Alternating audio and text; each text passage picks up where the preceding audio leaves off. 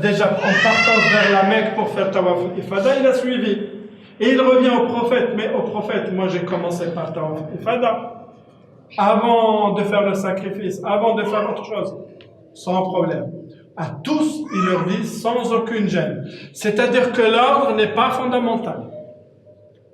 L'ordre n'est pas fondamental du tout. C'est bien de le faire sous cet ordre-là, mais l'ordre n'est pas fondamental.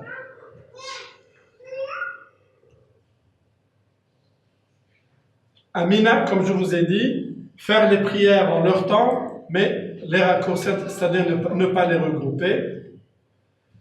Les pèlerins qui sont à Arafat ou à Mina, il n'y a pas d'obligation d'accomplir le vendredi, la prière du vendredi. Le prophète était resté sur place. D'accord? Il n'y a pas d'obligation du vendredi.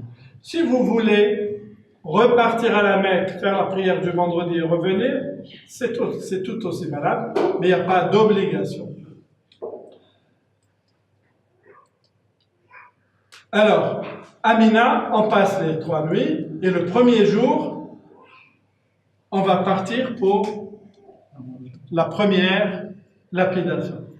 Globalement, maintenant, c'est beaucoup plus facile. De là où vous êtes, il y a la route piétonne, vous allez la suivre, et vous allez vous retrouver automatiquement, soit au Ré, soit au premier, deuxième, troisième, quatrième.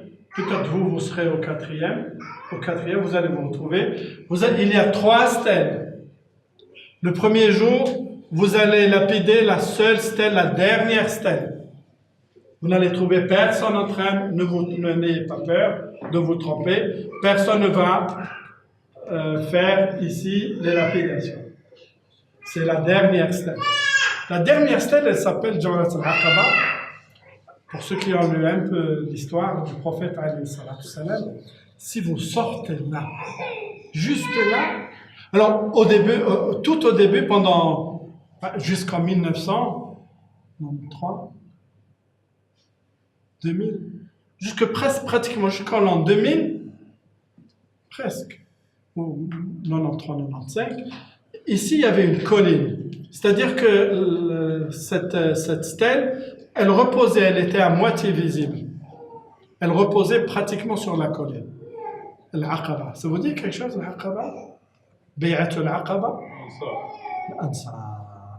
C'est qu'en fait, juste là, il y a encore une petite, les vestiges d'une mosquée qui a été construite sur les débris de la maison où les premiers Médinois étaient venus faire allégeance au prophète alayhi salatu salam avant le départ du prophète de la Mecque vers Médine. Vous n'aurez pas le temps de la voir, mais là, si vous pouvez, avec du temps, allez la voir. C'est juste là, c'est conservé, D'accord? Donc, le premier jour, on va lapider ça, et puis le deuxième, troisième et quatrième jour, on va lapider ça, ça et ça. On va lapider avec 7 petites pierres que vous pouvez avoir collectées à Muzdalifa. Sinon, sur la route, il y en a plein. Vous lancez 7 pierres. 1, 2, 3, 4, 5, 6, 7. C'est bon. Ne lancez pas les 7 d'un scroll et voilà les 7. Débrouillez-vous maintenant. Hein? Et il faut viser. Moi, parce que j'ai vu des gens comme ça, parce qu'il y a beaucoup de manque de connaissances. J'ai vu toutes sortes de comportements. Il faut essayer de viser. Hein? Il faut viser, et voilà, il faut que ça tombe. Si vous visez et que ça tombe à l'intérieur du puits, il n'y a aucun problème, c'est valable. Mais si vous êtes trop fort et que la pierre revient vers vous, le jet ne compte pas. Si vous êtes trop fort, bon maintenant, on ne peut pas rater la cible. En 2002, il y avait encore juste une stèle d'une épaisseur comme ça, tout simplement. Bon, maintenant, c'est un immense mur. Hein? C'est un immense mur. Donc, vous ne pouvez pas rater. Mais si jamais vous ratez et que ça sort de l'extérieur, le jet n'est pas compté. Donc, cette fois, tour à tour, Allahu Akbar, Allahu Akbar, Allahu Akbar, Allahu Akbar. Lorsque vous faites ici, le premier jour, vous allez faire dua, et le deuxième jour, ici, ça c'est le deuxième, le troisième et le quatrième jour à Mina, vous allez lapider ici, faire dua, vous lapidez, faire dua, vous lapidez et vous sortez à droite ou à gauche selon votre situation géographique. D'accord? Vous pouvez, si vous n'avez pas de pierre, vous pouvez prendre les pierres qui se trouvent là un peu partout. Vous allez trouver beaucoup de petites pierres, Inch'Allah. Voilà, globalement, c'est un grand mur que vous allez lapider. Pour faciliter la lapidation. Alors, la lapidation, c'est le grand cauchemar des gens. Comment faire parce qu'en fait, il y a eu beaucoup d'accidents. Énormément d'accidents. Ce qui fait les gens ont peur. Moi, je vous montre une petite astuce, tout simplement pour réussir votre... Il n'y a aucun problème. Lorsque les gens arrivent, tout le monde, parce qu'il y a toujours cette peur, cette panique-là, il va essayer de là à envoyer. Donc vous allez trouver beaucoup de gens. Alors c'est pas sûr que celui qui est là, lorsqu'il va envoyer sa petite pierre, qu'il va atteindre vraiment son but. Non, il faut être sérieux. Moi, ce que je vous dis, ne rentrez pas. Contournez la masse des gens. Et venez juste ici au bout, vous allez vous trouver en face de la stèle, sans problème. Maximum, vous allez trouver quelques personnes devant vous. Laissez-les terminer leur jet, leur lapidation. Vous prenez leur place et vous allez lapider sans aucune difficulté. Même les plus vieux, les plus vieilles peuvent faire ça sans aucun problème. Donc ça, c'est la lapidation.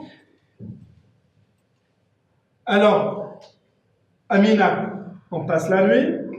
On va lapider la dernière stèle et on va se couper les cheveux. Donc on peut se couper les cheveux à Mina, sinon on peut le faire à la Mecque. Si jamais quelqu'un veut aller jusqu'à la Mecque, c'est bien de laisser jusqu'à la Mecque pour se couper les cheveux, parce que se couper les cheveux à Mina, là, juste au niveau des Jamarat, des stèles, c'est pas très propre. Mais bon, il n'y a pas eu de grands problèmes. Mais, voilà. Donc il faut se couper les cheveux. Alors, lorsqu'on se coupe les cheveux, qu'est-ce que j'ai dit? On va sortir de l'état de sacralisation. On n'est plus en train de sacralisation. L'Umrah, il y a un seul état de sacralisation. Sacralisation, tawaf, ça y est, on se coupe les cheveux. Aucun problème. Mais le Hajj, il y a deux choses. Il y a deux niveaux de désacralisation. D'accord? Alors, globalement, c'est quoi? Si on a fait la lapidation, on s'est coupé les cheveux, c'est la petite désacralisation. Si on a fait la lapidation et on a fait tawaf al-ifada, c'est la petite désacralisation. Si on a fait la coupe des cheveux, c'est-à-dire l'une des trois, si on a fait deux des trois, c'est la petite désacralisation, mais si on fait les trois, alors c'est la grande sacralisation, la grande désacralisation. Quelle est la différence? Elle est minime. La petite désacralisation, vous sortez de l'ihram, de la sacralisation, tout simplement. Il reste un seul interdit, c'est les relations sexuelles avec son corps. C'est tout. Un seul interdit. Lorsqu'on fait les trois, eh bien, tous les interdits temporaires tombent. Voilà. Donc, moi, ce que je vous conseille, vous pouvez vous couper les cheveux si, par exemple, voilà, Mina, c'est bon, vous avez lapidé, vous avez le choix. Vous allez revenir à votre tente. Au niveau des tentes, tout le monde va se couper les cheveux. Vous pouvez vous couper les cheveux là-bas, puisque vous êtes ensemble. Si jamais vous décidez, vous faites la lapidation et vous partez à la Mecque pour faire Tawaf al-Ifada, allez-y. Faites Tawaf al-Ifada, le sa'i, et après vous allez vous couper les cheveux sur place. Les conditions sont beaucoup plus propres. D'accord? À la Mecque qu'à Mina. Amina, bon, tout le monde va être là-bas. Voilà, donc là, alors on a des répétons. Mina, passer la nuit, lapider, coupe des cheveux. Qu'est-ce qu'il reste? Le sacrifice. Le sacrifice maintenant, vous pouvez le faire. Mais, alors, le sacrifice, il est obligatoire pour celui qui a fait Tamattu ou Qiran. Hein? C'est un sacrifice de réparation. Nous ici, qui ne sommes pas avec les pèlerins, on fait un sacrifice Eid al-Adha. Pour eux, ce n'est pas le même sacrifice. Hein? Eux, c'est un sacrifice de réparation, tout simplement. Alors bon, dans le temps, il y avait des petits abattoirs un peu partout, et puis vous pouvez faire vous-même le sacrifice. Mais dans le temps, moi je parle des années 82, lorsque j'étais parti la première fois en pèlerinage, ben, les gens faisaient le sacrifice, et puis ils laissaient les bêtes comme ça sous le soleil.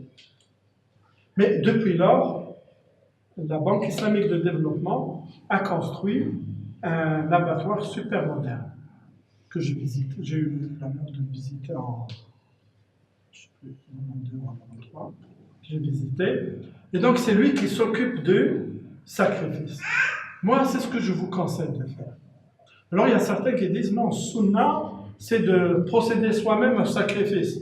Je leur dis, c'est bien, procédez au sacrifice, mais prenez la viande et distribuez-la, ne la jetez pas. Parce qu'entre Sunna, la recommandation prophétique de faire soi-même le sacrifice et jeter, qui est interdit, lorsqu'il y a compétition entre une interdiction et une recommandation, on n'accomplit pas la recommandation. Donc, c'est bien d'accomplir Sunna, mais prenez la peine de dépouiller la bête, prenez la peine de découper la bête et de distribuer la viande. Ne jetez pas la bête comme ça. Alors, la meilleure des choses, c'est d'acheter, c'est de déléguer, et ça c'est valable, hein, c'est de déléguer la Banque islamique de développement de faire le sacrifice en votre nom. Et ça c'est valable. Et vous allez devoir acheter des bons. Vous allez les acheter, vous pouvez les acheter à Médine. Si vous passez par Médine, c'est la meilleure chose parce qu'il y a moins de monde à Médine. Donc, vous allez acheter dans les kiosques qui sont prévus là, vous leur dites, c'est pour le dernier pilier du Hajj, Tawaf al-Ifada. Donc, Tawaf al-Ifada, on peut le faire quand? On peut le faire lorsqu'on a terminé tout, ce que je vous conseille. Vous avez terminé tout à Mina, et lorsque vous allez revenir à la Mecque, faites le Tawaf al-Ifada et le Sa'i, si vous faites en état sous la formule de Tamattu.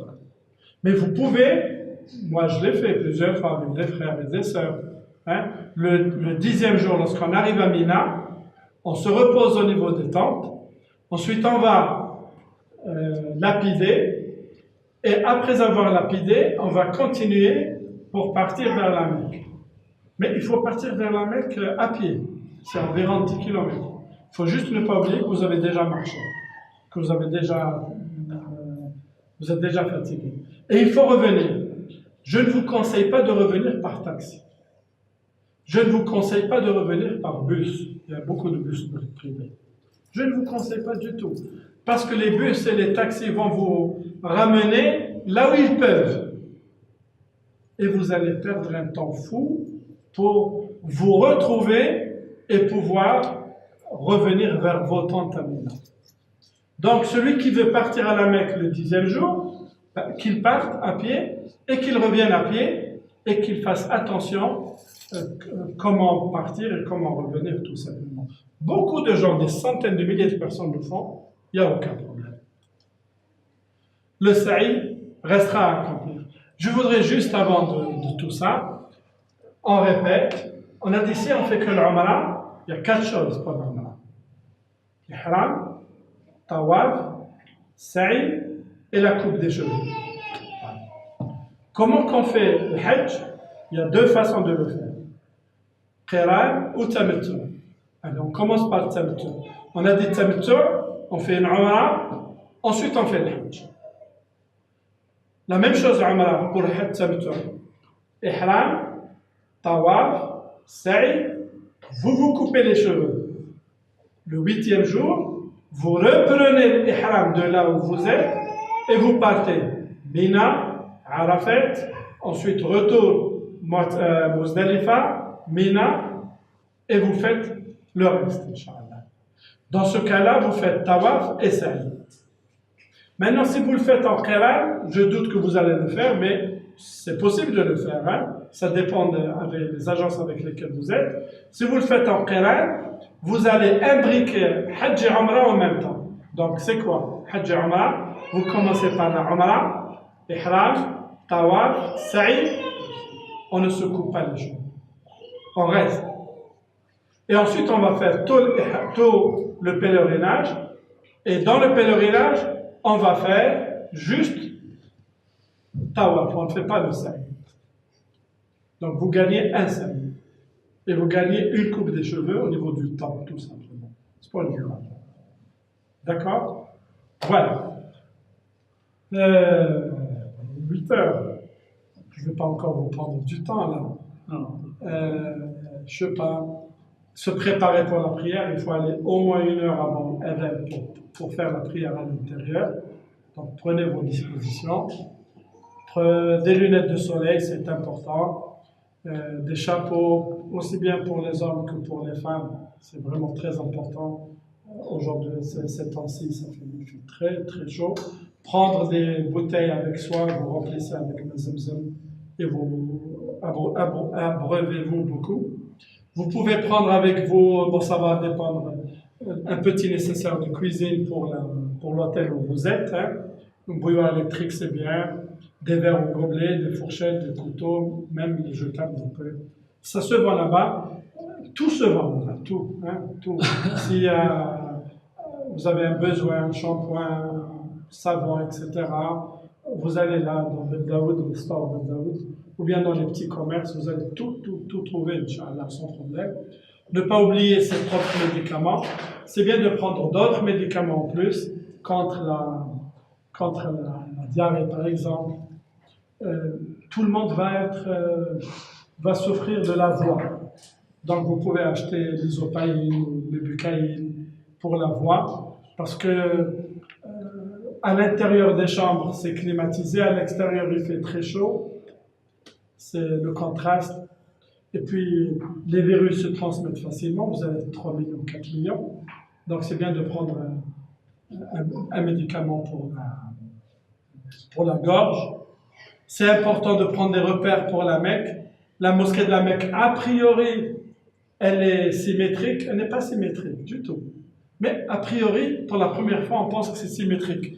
Et donc, on ne sait pas par où on rentre et par où on sort.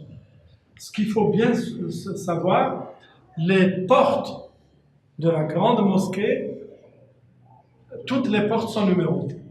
Ça commence à 1, porte Al-Aziz, qui est encore en construction, ils sont en train de perdre de l'argent dans une guerre. Voilà. Et ça tourne comme ça. Donc la première fois que vous allez pénétrer dans la mosquée, retenez le numéro de porte. Et vous allez en sortir sans aucun problème. Le numéro de porte, vous allez aussi le trouver à l'intérieur. D'accord? Maintenant, il y a le ré inférieur, le ré, le premier, le deuxième et la terrasse. C'est bien la terrasse Marne-Brisha. Pendant la journée, c'est un peu chaud. Mais c'est très très bien. Donc, prenez des repères. Je vous ai dit, pour ceux qui veulent venir de Mina à Arafat, de Mina à la mosquée, à la grande mosquée à pied, ils vont débouler là. Regardez, en sortant d'un tunnel, ils vont se trouver entre Safa et Marwa.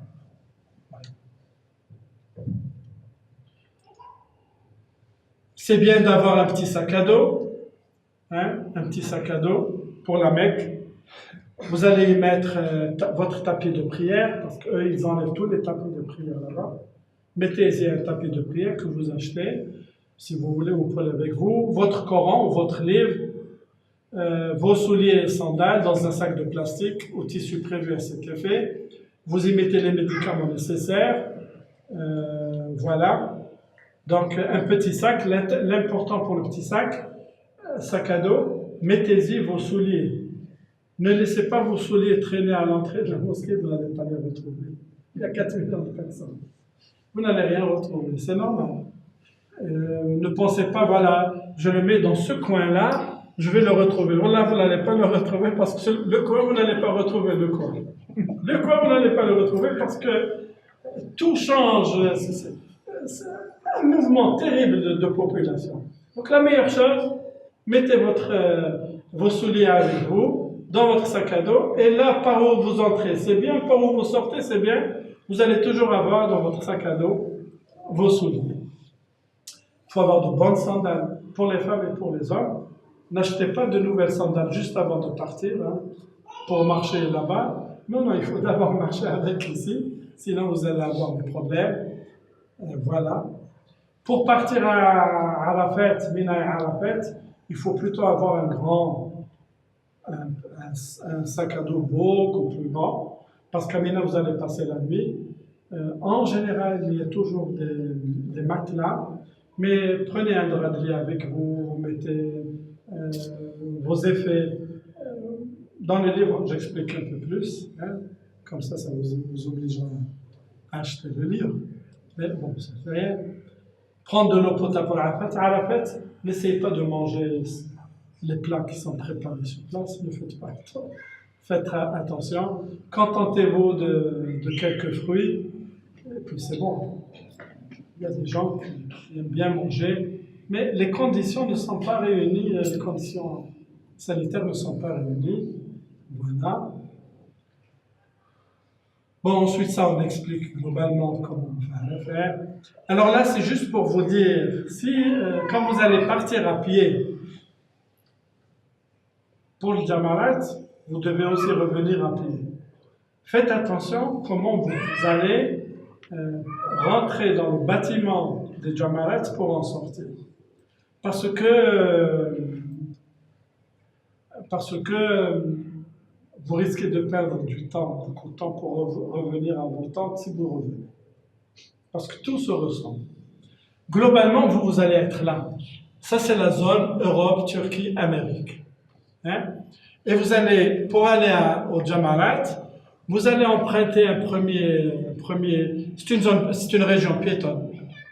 Vous allez prendre un premier tunnel, un deuxième tunnel, un troisième tunnel, et vous allez vous retrouver au niveau des stèles. Hein, vous allez vous retrouver. C'est-à-dire qu'il faut encore savoir revenir. Si vous ne savez pas comment revenir, vous allez vous perdre. Moi, je me suis perdu avec tout un monde. Pour retrouver. Pourquoi? Parce qu'au lieu de prendre, mais avant cette construction-là, c'était en 2002, avant ça. Et pourquoi? Parce qu'il fallait prendre un virage qu'on n'avait pas mémorisé. Alors, ce dont il faut faire attention, globalement, si vous habitez là, les indications suivantes vont vous aider. Si vous habitez ailleurs, ça va dépendre. Donc, si vous habitez là, à l'intérieur, après avoir lapidé, vous allez trouver là où vous habitez, hein, là où vous habitez, Mouaïsam c'est là, Chouaïban c'est là, et le Mouaïsam c'est juste à côté, c'est là où il y a les abattoirs industriels dont je vous ai parlé. C'est pas très loin de là où vous allez habiter si vous habitez là. Donc vous allez suivre Mouaïsam Chouaïban. Voilà. Donc après avoir lapidé la dernière, vous sortez à droite, pas à gauche, ni direct. Direct c'est pour aller à la Mecque. À gauche, c'est pour aller ailleurs. Vous prenez à droite Chouaïban Mouaïsam et vous allez suivre Chouaïban Mouaïsam jusqu'à ce que vous allez vous retrouver tout simplement dans votre camp, tout simplement. Ne pas faire de mal, etc. Bon, je voulais juste vous prendre encore 5 minutes pour Médine. Médine est une ville. Bien sûr, elle est connue par la fameuse coupole verte. Hein? La coupole verte, c'est les Turcs qui l'ont mis, hein? C'est les Ottomans, c'est pas avant. C'est les Ottomans qui sont connus pour les coupoles. Sous la coupole, là, se trouve la chambre de Aïcha, Aïcha, où repose le prophète alayhi salam, et à côté de lui, Abu Bakr et Omar. Les hommes ont le grand avantage de passer ici, donc de rentrer de l'autre côté de l'autre porte, hein, pour venir saluer tout près le prophète alayhi salam. D'accord? Les femmes, elles le saluent d'une autre façon, mais vous pouvez le saluer n'importe où. Vous pouvez même venir juste ici, par devant, et puis faire le salut au prophète alayhi salam. Là, c'est هذه باب بلال باب جبريل عليه السلام جبريل de Gabriel غزوة الأحزاب parce que Médine c'est 10 ans de vie du prophète alayhi salam, c'est extraordinaire, c'est très très rempli. Donc Jibril alayhi salam, c'est lors de la bataille de l'Ahzab, lorsque les Mécois sont venus assiéger Médine et qui sont repartis, le prophète alayhi salam avec ses compagnons se sont assis là à l'intérieur. Ça, pour eux, la guerre est finie, mais l'archange Gabriel est venu, il est rentré par cette porte-là, à côté, par cette porte-là, et lui a dit: oh Mohammed, si toi tu as déposé les armes, moi je n'ai pas déposé les armes contre les Juifs, contre la tribu juive de Bani Qurayza, qui avait trahi son pacte de défense commune avec le prophète, alayhi salam. Et donc, le prophète l'a vu, les compagnons l'ont vu, et Aïcha. C'est pour ça que la porte s'appelle aussi Bab Jibril alayhi salam. Globalement, toute Médine est bénie, en particulier la mosquée. Toute la mosquée est bénie, en particulier Rawda Nabawiya. Et tout Rawda Nabawiya est béni, en particulier la colonne de Aïcha, la numéro 4 ici, et là où le prophète alayhi salam faisait ses prières. Maintenant, l'imam il se met là, mihrab actuel. Mais dans le temps, c'est ça la mosquée prophétique.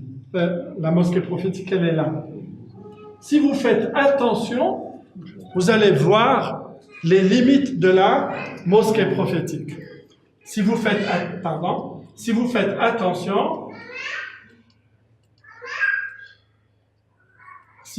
attention, vous allez voir, j'espère qu'elle est là. Non, elle n'est pas là la photo, dommage, ça ne fait rien. Allez, ça ne fait rien, on revient. Alors ici, le tapis en vert, partout c'est rouge. Ça, c'est Rawda Nabawiya. Le prophète a dit, entre ma chambre et Mimbar, la zone se trouve, c'est un jardinet du paradis. Donc c'est bien de faire quelques raka'at. Mais beaucoup de monde, il faut attendre. Alors maintenant, ils ont mis 2 sas pour pouvoir attendre. Donc si vous pouvez attendre, attendez le temps de pénétrer ici pour faire votre 2 raka'at, etc. Le prophète alayhi salam, il est enterré là, et à côté de lui, Abu Bakr et Omar, dans la petite chambre de Aïcha, il n'y avait même pas de place pour qu'elle puisse être enterrée aussi à l'intérieur. Globalement, la forme, ça n'est pas une forme cubique, c'est une forme pentagonale. Ammar ibn Abdul Aziz qui a reconstruit ça, il n'a pas voulu qu'elle soit sous forme cubique, afin que les gens ne se trompent pas en faisant du tawaf, etc. Ça, c'est les chambres des épouses du prophète. Ça, il y avait encore la chambre de Aïcha et de Fatima avant qu'ils ne déménagent. Et donc là, on va trouver une petite partie de la chambre de Aïcha. Vous n'allez pas pouvoir la voir durant le pèlerinage. Il bloque pratiquement tout ça, c'est bloqué, parce que les chiites dépassent beaucoup la norme ici, aussi bien les hommes que les femmes. Mais durant l'Umrah, vous pouvez là vous asseoir ici, voir globalement une partie de la chambre de Aïcha. Les chiites ont des comportements très, très éloignés de la mesure sur cette histoire-là. Donc, Rawda Nabawiya, c'est toute une histoire. Donc, Oustouane Aïcha, Bon, vous allez pouvoir le voir, voilà, Ostan Aïcha. Donc levez vos yeux. Levez vos yeux, vous allez voir. Là aussi, regardez, si vous levez vos yeux ici, ici, et ici, si vous levez vos yeux, vous allez trouver une inscription. هذا حد مسجد النبي عليه الصلاة والسلام. Là est la limite de la mosquée prophétique. Ça, c'est la limite de la mosquée prophétique. Les Ottomans l'ont décoré très, très richement. Et les piliers qui s'y trouvent, c'est les Ottomans qui les ont mis. Ils les ont mis à la place, en lieu et place des anciens piliers de la mosquée du prophète. D'accord? Et vous allez trouver le mimbar, là où le prophète se mettait pour faire ses prêches, mais ce n'est pas ce mimbar-là. Parce que l'actuel mimbar, c'est un mimbar construit aussi par les Ottomans. D'accord? Mais c'est en lieu et place du mimbar. Le mimbar du prophète, c'était juste trois marches. C'était même pas 3 marches au début. Il se mettait au-dessus d'un. Il y a beaucoup de choses, on peut ne pas s'arrêter. Beaucoup de choses à raconter. Le prophète se mettait sur un bout de tronc de palmier. Et puis les compagnons sont venus lui dire au prophète, est-ce qu'on peut te construire là un petit mimbar? Il leur a dit si vous voulez. Et donc ils ont fait un mimbar sous forme de 3 marches. Et le prophète va se mettre dessus pour faire son prêche. Et au moment de faire son prêche, alors moi j'y crois parce que c'est le miracle du prophète, lui et les compagnons tout autour vont entendre le gémissement du tronc du palmier. Et il va le voir, et il va le caresser, il lui dit au prophète, je voudrais être avec toi au paradis. Et donc, il lui a dit, il n'y a aucun problème, tu seras avec moi au paradis. Donc ça, c'est le tronc du palmier qui gémit de l'éloignement du prophète. Il y a beaucoup de poèmes sur ça. Donc, c'est là. Là, c'est l'Ostwana al-Mukhallaqa, c'est le pilier. Ostwana, ça veut dire pilier. Ça, c'est Ebi Lubaba, il y a toute une histoire ici. C'est les piliers là qui sont décalés de leur pièce d'origine parce qu'ils ont décalé la chose. Et puis il y a le grillage là, nos grands-mères, je pense utiliser la même chose. Au lieu de jurer par le prophète, par Dieu, ils faisaient le serment avec le grillage là, du prophète. C'est le pilier où le prophète mettait son lit lors des 10 derniers jours du Ramadan, Ustwan Tsarir. Ici, c'est le pilier où il y avait ses gardes et qu'il a ensuite congédié, Ustwan Haras. Et ici, c'est le pilier où il recevait les délégations étrangères. Tout est plein d'histoires. Chaque mètre est plein d'histoires ici. Alors ça, c'est des exemples. Les femmes, elles vont pénétrer par la mosquée. Il y a 2 grandes parties pour les femmes pour la mosquée, à droite et à gauche. Donc c'est à gauche par rapport au Qibla, elle est comme ça. La porte, on leur ouvre la possibilité de visiter tout cela de 6h30 du matin jusqu'à Dhuhr. Ensuite, Dhuhr, Asr. Ensuite, après Salat al-Isha. Donc les femmes, elles peuvent venir ici et on leur donne environ les 2/3 de Rawda Nabawiya. D'accord? Donc elles peuvent venir faire ici une prière sans aucun problème. Attention, les femmes sont un peu plus, j'aurais de le dire, émotives, ce qui fait le comportement ici des femmes n'est pas très très simple. Je ne parle pas de toutes les femmes, je parle d'un grand nombre de femmes. Un comportement un peu... Donc c'est là où l'on salue le prophète, où l'on salue Abu Bakr, où l'on salue Omar. Et puis là, il y a de belles paroles qui sont... C'est tout un poème, une partie d'un poème qui sont écrits. Ya khayra min dufin al-Turbi a'dhumuhu wa taba bi taybika al-qa'mu akamu. Il y a une très belle Rachid Roulam chante très bien ces vers. Voilà. Oswald Aïcha, Oswald Abi Lubaba, c'est toute une histoire d'Abi Lubaba aussi, je connais. Intéressant. Voilà, si vous pouvez trouver un peu de place pour faire la prière, un peu de ça, c'est bien. Ça, c'est Sofa. Hein? Ça, c'est Sofa.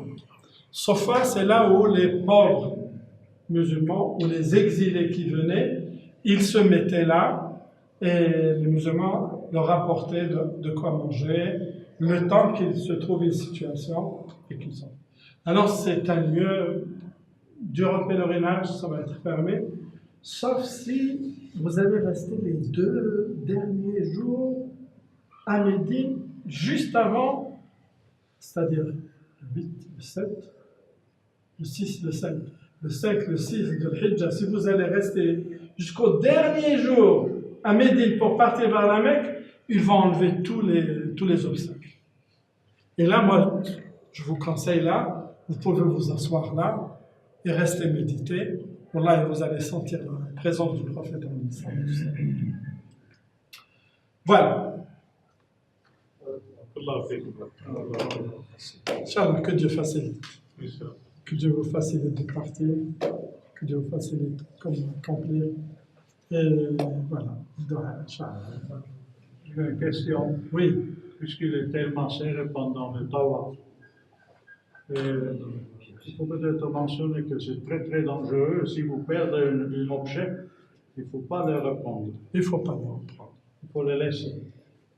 Parce que s'il avait trop de monde, vous risquez de plus vous lever là. D'être piétiné. Parce qu'il y a beaucoup de gens qui sont décédés par ces voies. Oui. Ou bien les gens qui vont faire tout près d'Ibrahim, ça va. La prière, c'est la même chose. Donc là, pour le tawaf, plus vous vous approchez de la Kaaba, plus il y a beaucoup de monde, c'est serré. Plus vous vous éloignez, plus ça va être un peu plus facile. Vous allez avoir une circonférence, un périmètre un peu plus grand, mais un peu plus à l'aise. Donc plus vous allez vous approcher, de la Kaaba, plus il y a du monde. Éloignez-vous un tout petit peu, ne pas trop fatiguer, ne pas trop pousser les gens. Barakallahu fikum. Barakallahu fikum. ربي يتقبل ان شاء الله. ربي يحفظكم ان شاء الله. الله يجزيك.